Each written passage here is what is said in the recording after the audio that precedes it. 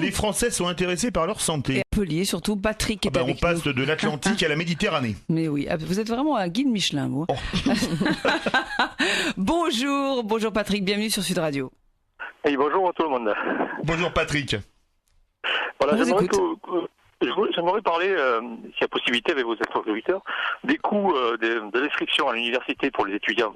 Parce qu'il me semble que c'est quand même un coût, un des moins importants sur la planète concernant l'inscription à la faculté de médecine. Il y a un coût énorme pour les contribuables pour former des étudiants. Voilà, j'aimerais que vous en parliez de ça.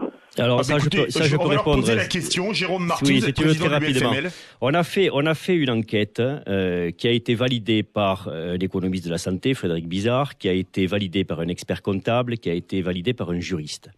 Cette enquête a montré quoi? Vous savez qu'à partir de la 4e année, les étudiants font tourner les hôpitaux, à tel point que lorsque vous avez des internes et des externes qui sont en grève, les hôpitaux s'arrêtent.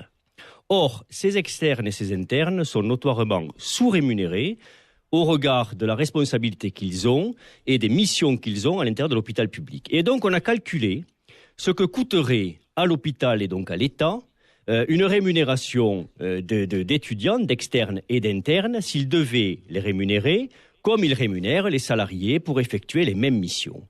Eh bien, sur la totalité d'un cursus, pour un généraliste, l'État économise 80 000 euros. Pour former un spécialiste, sur 10 ans, il gagne 120 000 euros.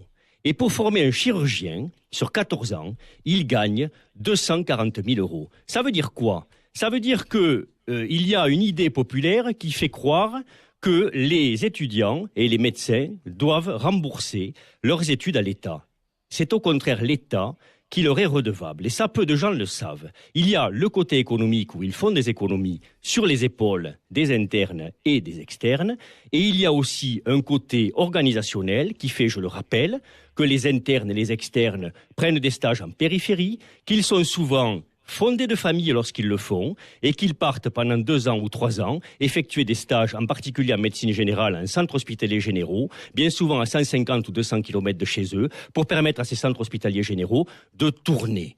Donc ils ont déjà remboursé l'investissement assez faible qu'a fait la nation pour rémunérer leurs études.